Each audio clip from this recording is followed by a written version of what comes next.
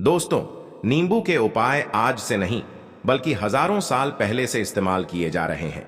जो उपाय आज हम आपको बताने जा रहे हैं, नींबू का इस्तेमाल करके आप अपनी हर समस्या का समाधान पा सकते हैं।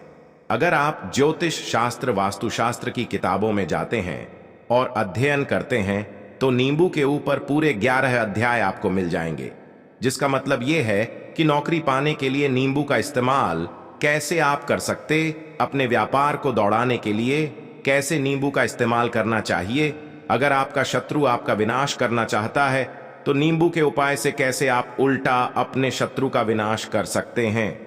आपके घर पर नकारात्मक शक्तियां हैं, बुरी शक्तियों का वास है, इन सब को भगाने के लिए नींबू कैसे रामबाण दवा समझा जाता है, इन सब के बारे में आपको वास्तुशास्त्र और ज्योतिष शास्त्र की किताबों में मिल जाएगा। दोस्तों, अगर आपका भाग्य सो चुका है, आपके घर पर ऐसी शक्तियां आ गई हैं जिसकी वजह से आपके घर में लड़ाई होती रहती है, पति पत्नी में बनती नहीं है, तो दोस्तों आज के जो उपाय हम आपको बताने जा रहे हैं वह आपकी सारी समस्याओं का समाधान कर देंगे। स्वास्थ्य की दृष्टि से नींबू बहुत ज्यादा लाभदायक होता है। साइंस की भाषा में अगर कहे तो नींबू में विटामिन सी बहुत ज्यादा होता है। एसिडिटी आपको प्रॉब्लम है, पेट खराब रहता है, तो नींबू उसमें रामबाण की तरह काम करता है दोस्तों। और नींबू के अंदर इतनी ताकत होती है कि वह एक से एक बड़ी समस्याओं को चुटकी में खत्म कर सकती है, कई बाधाओं को एकदम हमेशा के लिए पास से हटा सकता है। इसलिए अगर आप भी चाहते हैं कि आपके ऊपर माता लक्ष्मी का आशीर्वाद हो, भगवान भोलेनाथ आपको आशीर्वाद दे, तो ये वीडियो बिना भगाए अंत तक देखिएगा, क्योंकि इस वीडियो में आज आपको पता चलेगा कैसे नींबू के 10 उपाय करके आप अपने जीवन की हर परेशानी को खत्म कर सकते हैं। आपको हम एक एक उपाय के बारे में अब बताने जा रहे हैं, इसलिए बहुत गंभीरता से वीडियो को देखिएगा।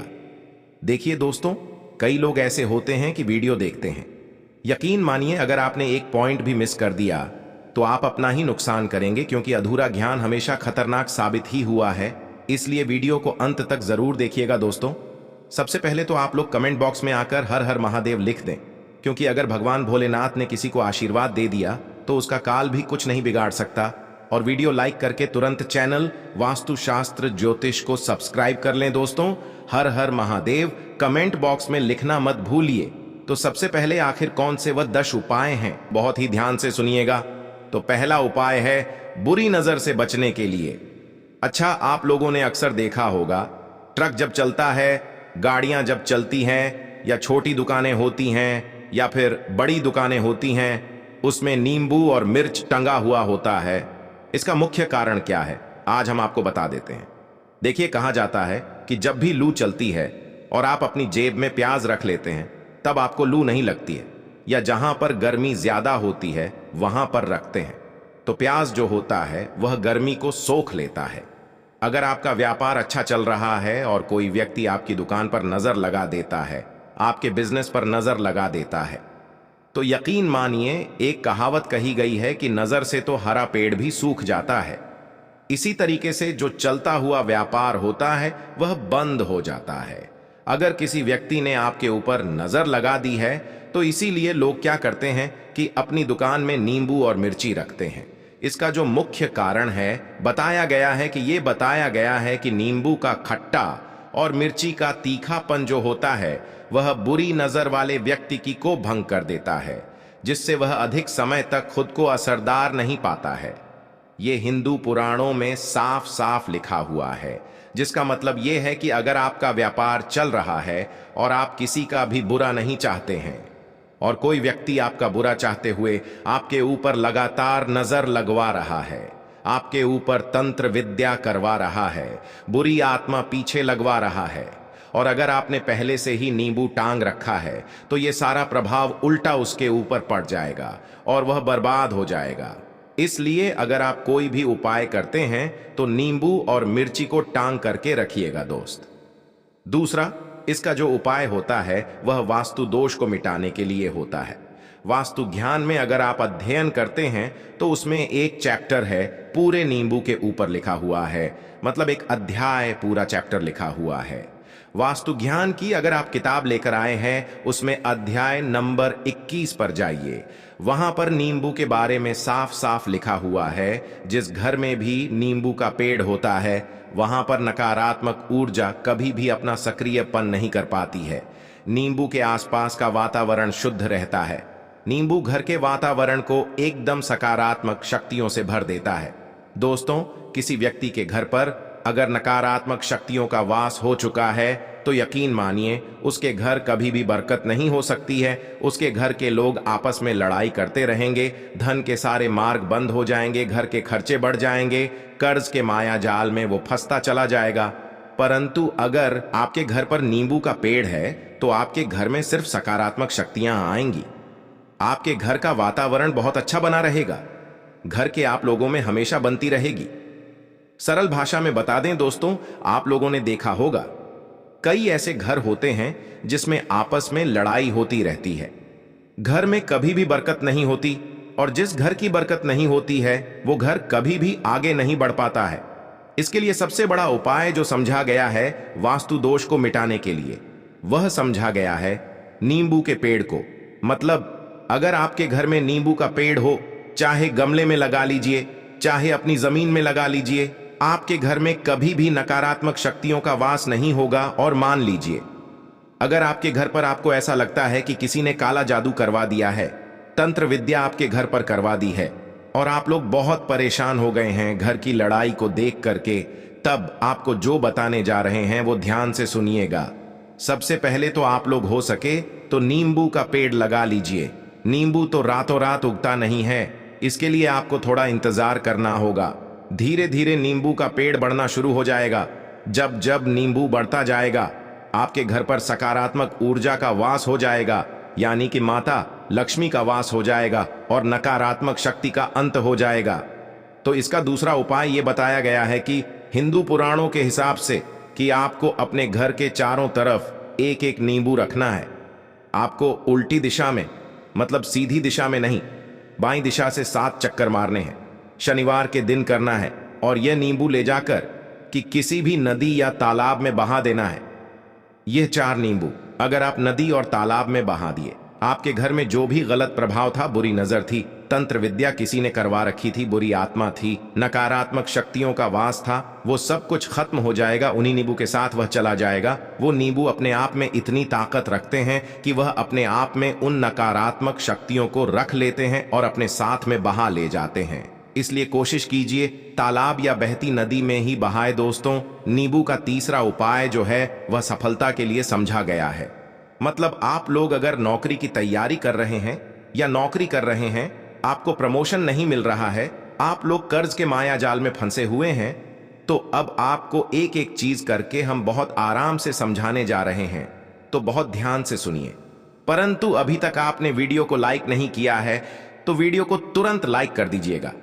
देखिए, अगर आप बहुत मेहनत करते हैं, आपको आपकी मेहनत का परिणाम, आपको फल नहीं मिल रहा है और आप थक चुके हैं, आप नौकरी की तैयारी कर रहे हैं परंतु आपको नौकरी नहीं मिल पा रही है, आप इंटरव्यू तो देने जाते हैं परंतु इंटरव्यू में आपका सिलेक्शन नहीं होता है, तो इसके लिए वास्तु ज्ञान में साफ साफ लिखा हुआ है आपको हनुमान जी के मंदिर में जाना है। बहुत ध्यान रखिएगा, यह मंगलवार का दिन ही होना चाहिए। जब आप लोग जाएं हनुमान जी के मंदिर में, एक नींबू और 4 लौंग।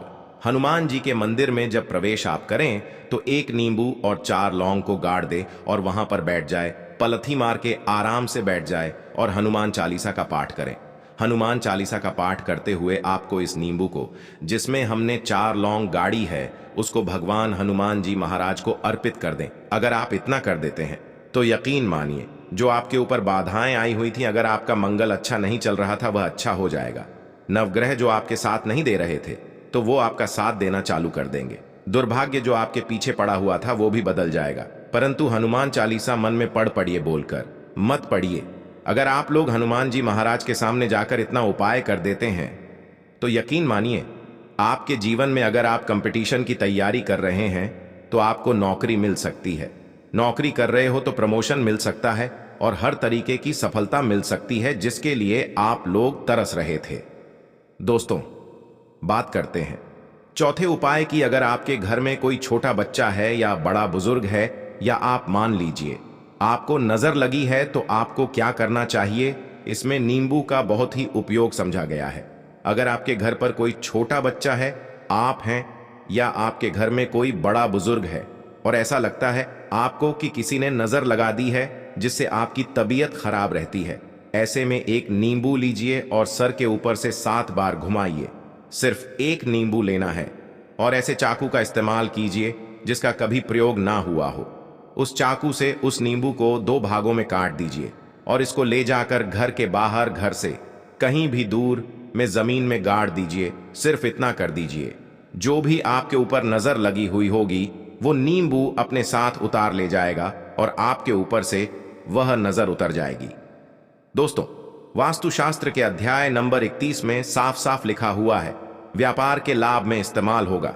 नींबू एक अध्याय है जिसको अगर आप लोग पढ़ते हैं तो इसमें आप लोग ये पाते हैं नींबू का अगर आप लोग सही तरीके से उपाय करते हैं तो आपको अपने व्यापार में वृद्धि देखने को मिलेगी। देखिए, अब आपको क्या है, पहले तो ये देखिए, कई लोग व्यापार जो करते हैं उनका व्यापार जब चल रहा होता है तो कई लोग नजर लगा देते हैं जिसकी वजह से उनका व्यापार एकदम रुक जाता है और वह बंद हो जाते हैं कि यार अब क्या करें, अब तो हम फंस गए। तो दोस्तों, इसका बहुत सरल सा उपाय है।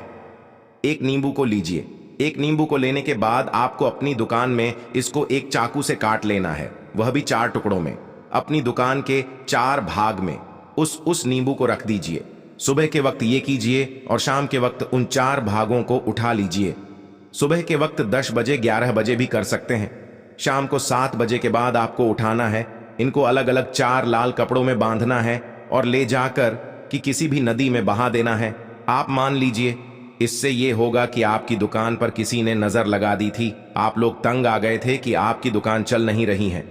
और अगर आप इतना उपाय कर लेते हैं नींबू के साथ, तो यकीन मानिए वो जो नजर लगी हुई थी, वो जो नकारात्मक शक्तियां आपके पीछे पड़ गई थी, वह कोसों दूर हो जाएंगी। इतना उपाय करने के बाद आपकी दुकान से हट जाती है और आपका व्यापार घोड़े की तरह दौड़ने लग जाता है। यह वास्तु ज्ञान में भी लिखा हुआ है, वास्तुशास्त्र की किताबों में भी साफ साफ लिखा हुआ है। दोस्तों, अब आपको छठे नंबर की बात बताने जा रहे हैं, मतलब को चमकाने का उपाय। मान लीजिए आपका भाग्य आपका साथ नहीं दे रहा है, आप लोग थक चुके हैं। भाग्य का साथ ना मिलने की वजह से आप लोग बहुत मेहनत करते हैं, परंतु आप लोग थक चुके हैं। मेहनत करके आपको परिणाम ठीक से नहीं मिल पा रहा है, तो यकीन मान लीजिए दोस्तों, किसी न किसी ने आपके ऊपर टोटका करवा रखा है। आप नौकरी की तैयारी कर करके थक चुके हैं और आपको नौकरी नहीं मिल पा रही है। और इसी तरीके की बातें हो रही हैं कि आप लोग बहुत परेशान हो गए हैं, शादी नहीं हो रही है और व्यापार नहीं चल रहा है। तो इसके लिए बहुत आसान आपको जो हम उपाय या तरीका बताने जा रहे हैं वो ध्यान से सुनिए। देखिए, ऐसा है कि आप लोग अगर नौकरी कर रहे हैं और आपका सिलेक्शन नहीं हो पा रहा है और व्यापार में वृद्धि नहीं हो पा रही है और घर आपका बन नहीं पा रहा है और आप लोगों को नकारात्मक शक्तियों का प्रभाव दिख रहा है, आपके अंदर का वास होता चला जा रहा है, तो सिर्फ आपको ये करना है कि एक नींबू लेना है, उसको गंगा जल से अच्छी तरीके से धो लेना है। आप लोगों को करना यह है कि इस नींबू को धोने के बाद आपको 108 बार इस मंत्र का जाप करना है। ये मंत्र है ओम श्री हनुमते नमः। अगर इस मंत्र का आप लोग 108 बार जाप कर लेते हैं और इसमें आप लोग 4 लौंग गाड़ देते हैं, तो मान लीजिए आप नौकरी की तैयारी के लिए जा रहे हैं, इंटरव्यू के लिए जा रहे हैं। इस नींबू को अपने बैग में रख लीजिए, अपने पर्स में रख लीजिए या फिर अपनी जेब में रख लीजिए। आप लोग कोई पेपर देने जा रहे हैं तो ऐसे में पेपर के ये सब अंदर ले जाने नहीं देते हैं, तो अपने बैग में रख करके ले जाइए। यकीन मानिए जो दुर्भाग्य आपके पीछे पड़ा हुआ था वो आपके भाग्य के रूप में बदल जाएगा। अगर आप नौकरी के लिए, इंटरव्यू के लिए जा रहे हैं तो आपका वहां सिलेक्शन होना चाहिए। हिंदू पुराणों में साफ साफ लिखा हुआ है। इस प्रक्रिया में आपका 3 से रब का खर्चा है, परंतु यकीन मानिए इस प्रक्रिया को करने के बाद आपका जीवन संभल सकता है। ओम श्री हनुमते नमः एक ऐसा जाप है जिससे मान लीजिए अगर आपका मंगल कमजोर था तो वह मंगल तुरंत मजबूत होता जाएगा, परंतु इसका आपको 108 बार जाप करना होगा, क्योंकि हनुमान जी महाराज को 108 नंबर बहुत ज्यादा पसंद है। 108 कोई भी क्रिया आप हनुमान जी के लिए करते हैं तो वही होता है। और ये क्रिया आप लोग नौकरी के सिलेक्शन के वक्त करते हैं, इंटरव्यू के वक्त करते हैं, अपने कंपटीशन के वक्त करते हैं, तो आपको सफलता मिलना तय समझा जाता है। दोस्तों, 7वां उपाय है रोगी से मुक्ति हेतु। ये अध्याय आपको वास्तु ज्ञान के 41 नंबर पेज पर मिल जाएगा। मतलब मान लीजिए अब आपके घर में कोई ऐसा रोगी व्यक्ति है जो दवाई करा करा कर थक गया है, अस्पताल जा जाकर पक गया है और उसका रोग ठीक नहीं हो रहा है। वह परेशान हो चुका है कि अब मैं क्या करूं, तो आपको हम टोटका बताने जा रहे हैं। वह सिर्फ आप शनिवार के दिन कर सकते हैं। आपको शनिवार के दिन यह करना है कि उस रोगी व्यक्ति के ऊपर से नींबू 7 बार उतारना है। मतलब सिर से लेकर पांव तक इस नींबू को 7 बार उतारना है। फिर एक चाकू लेना है, उस चाकू को 21 बार उतारना है। ध्यान रखिएगा, ये सारी प्रक्रिया जो आप करेंगे शाम का होना चाहिए, शनिवार के दिन। अगर आप शनिवार के दिन करते हैं तो 100% ये काम करेगा ही करेगा। आपने 7 बार नींबू उतारा, 21 चाकू उतारा ऊपर से नीचे। अब आपको उस चाकू से उस नींबू के 4 टुकड़े करने हैं और किसी चौराहे पर जाना है जहां पर 4 रास्ते हो, दाहिने बाएं आगे पीछे, वहां पर अलग अलग दिशाओं में इन 4 तरीके के नींबू को फेंक देना है और रात के वक्त ही करना है। मतलब 7 बजे ये प्रक्रिया करिए, 9 बजे तक इस नींबू को ले जाकर के फेंक दीजिए।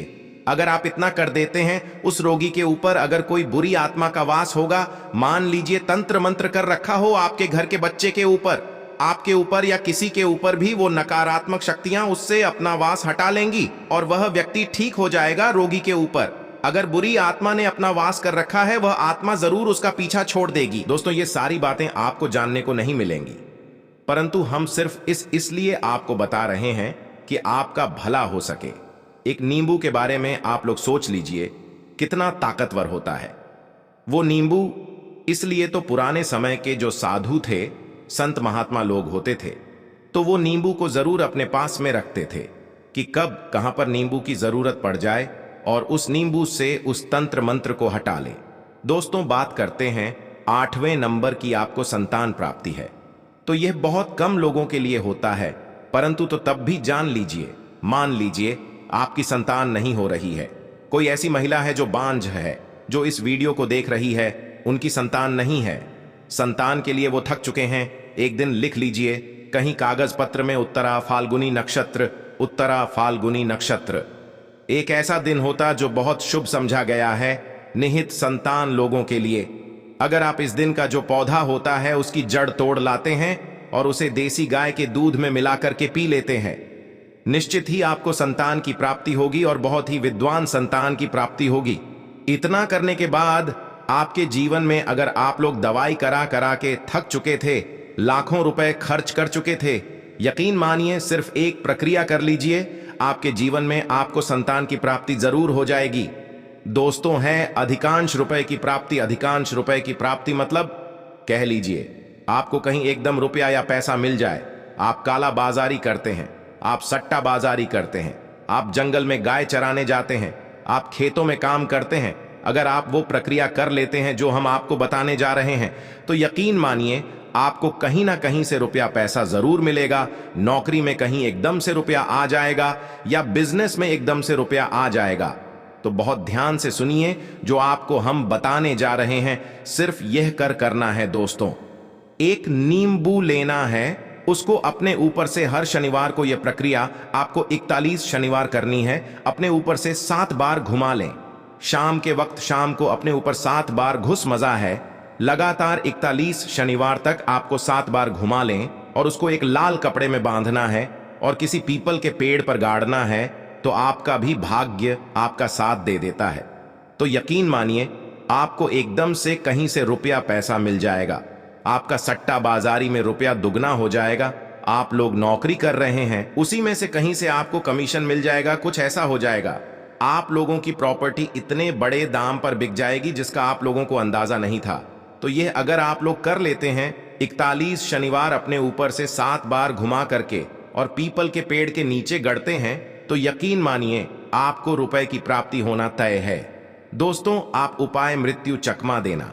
अगर लोग सफर पर जा रहे हैं, जैसे आप लोग जानते होंगे कई लोग ट्रेवल्स का काम करते हैं, कई लोग घर के काम से बाइक से, मोटरसाइकिल से, कार से जाते रहते हैं, तो घर से निकलने से पहले एक नींबू लीजिएगा और जब आप बाइक कार चलाने जा रहे हैं आगे रख दीजिए और अपनी गाड़ी से उसी के ऊपर से गुजारते हुए जाइए। ऐसा गुजारे नींबू पूरी तरह से फट जाए। मान लीजिए उस दिन अगर आपके ऊपर किसी भी तरीके का एक्सीडेंट लिखा होगा, ऐसी कोई अनहोनी लिखी होगी, तो वो दूर हो जाएगी।